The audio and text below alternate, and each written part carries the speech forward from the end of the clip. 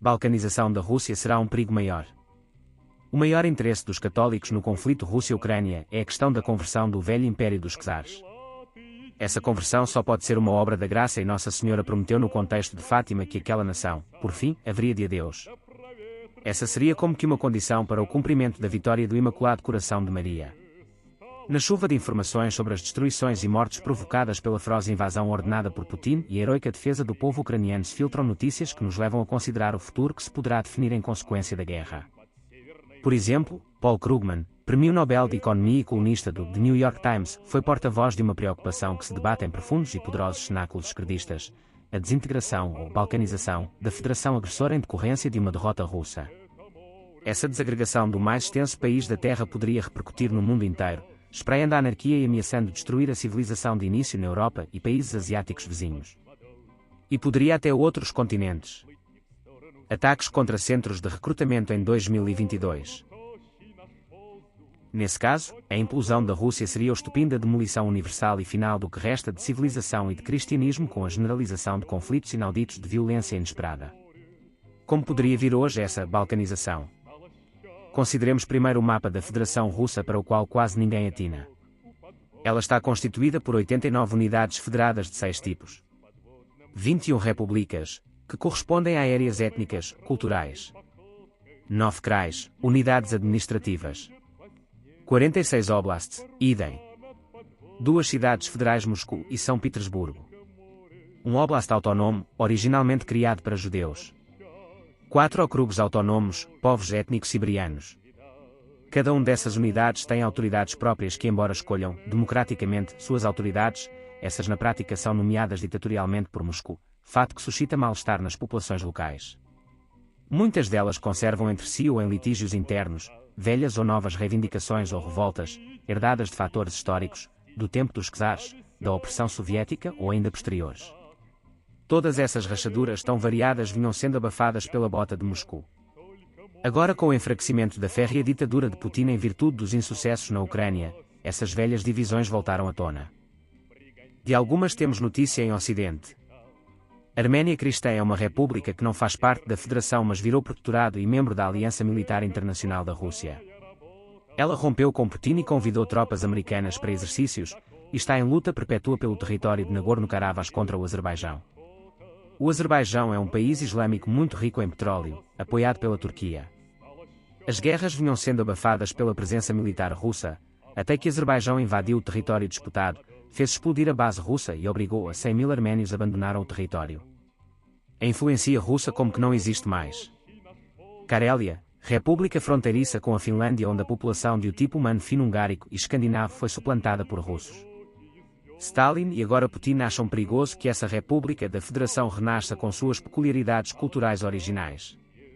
Nela foram sendo tirados à luz os espantosos campos de concentração do tempo soviético e seus crimes de massa.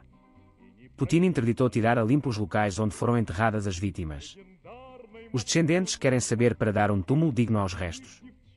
A interdição criou enorme mal-estar entre a população que queria saber dos restos dos seus antepassados. Kolyma, um crai no Ártico onde funcionaram os piores gulags soviéticos e morreram entre 500.000 e 3 milhões. Exemplo desse horror é a Estrada dos Ossos. A construção de uma estrada precisou de grandes remoções de terra, usadas para aplanar a nova estrada. Mas sob efeito da intempérie começaram a aparecer caveiras, ossos, etc., que lhe deram esse sinistro nome. Putin então proibiu as buscas dos restos das vítimas e fechou as ONGs humanitárias que trabalhavam para localizá-los. Fugindo do recrutamento forçado rumo à Geórgia.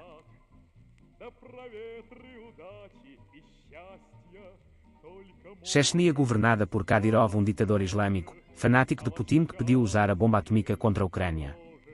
Ele é odiado por outros chefes de clãs islâmicos que disputam o mando do país. Não se sabe ao certo que estranha doença, ou morte, o mantém afastado da propaganda.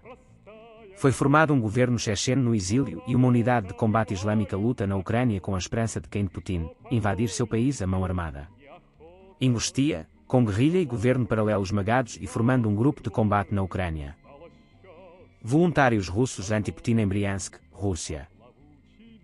Bielorrússia não faz parte da Federação, mas é um satélite pleno, onde o ditador Lukashenko, outro escravo de Putin, perdeu as últimas eleições, sofreu protestos enormes da população, reprimindo com por volta de 6.000 mortos, desaparecidos, torturados, etc. Há um exército de bielorrussos lutando na Ucrânia também com a esperança de invadir o seu país assim que Putin perder. Dizem ter muitos apoios no país e teriam praticado sabotagens espetaculares, explodindo alguns aviões radar russos estacionados em base especial no país e que tiveram que voltar para a Rússia, sabotagens de trens russos que iam para apoiar a invasão inicial da Ucrânia, etc. O ditador baniu a bandeira e o hino nacional que aludiam a Deus. O exército bielorrusso detesta a presença de quartéis russos no território nacional e circularia um manifesto de um general bielorrusso contra a Rússia. Putin preferiu retirar algumas unidades e enviá-las para combater na Ucrânia. Pelo menos 2 milícias de russos anti-Putin combatem na Ucrânia e já incursionaram na Rússia e atacando cidades e bases russas na fronteira com a Ucrânia, o Corpo de Voluntários Russos, RVC, e a Legião pela Liberdade da Rússia. Geórgia não faz parte da Federação, mas um grupo de combate luta na Ucrânia para recuperar territórios invadidos pela Rússia, quando Putin for derrotado. Bem mais de 1 milhão de russos adultos jovens com profissão, engenheiros, informáticos, operários especializados, etc. fugiram do país para não serem alistados.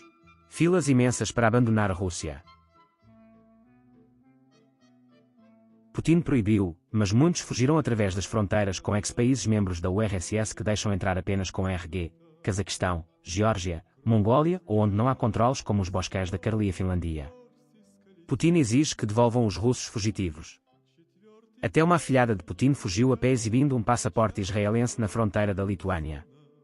A Alemanha disse ter dado carteira de trabalho para mais de 1 milhão de russos, a Tailândia fala em 250.000. Os países mencionados e ainda outros como a Turquia servem de passagem.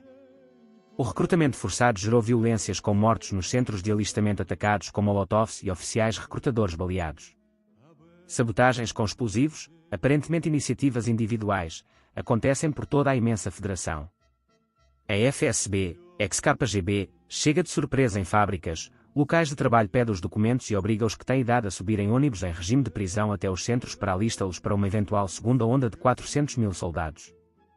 Os empregadores devem denunciar os funcionários em idade de recrutamento, para uma segunda onda de enrolamentos. A mídia inteiramente em mãos de Putin durante 1 ano e meio informava que na Ucrânia todo corria como planejado. Até que 2 drones, talvez ucranianos ou de russos anti-Putin, atingiram a cúpula do palácio de governo de Putin no Kremlin. Instalou-se o pânico na população das capitais. Os aeroportos civis de Moscou andavam fechando pelos atentados e drones devastavam bases perto do Báltico. O aeroporto de Moscou, reservado para os aviões de Putin e da nomenclatura, foi atingido por drones. A maior base aérea russa perto da Lituânia, a 700 km da Ucrânia, perdeu 6 aviões de grande porte numa chuva de drones de origem incógnita. Desde então, quase diariamente drones mais poderosos chovem quase toda a noite sobre Moscou, fábricas, depósitos, refinarias, etc., com incerteza da proveniência. Na base dos bombardeiros nucleares supersónicos, um deles foi incendiado e outro danificado. A Rússia evacuou esses bombardeiros para longe.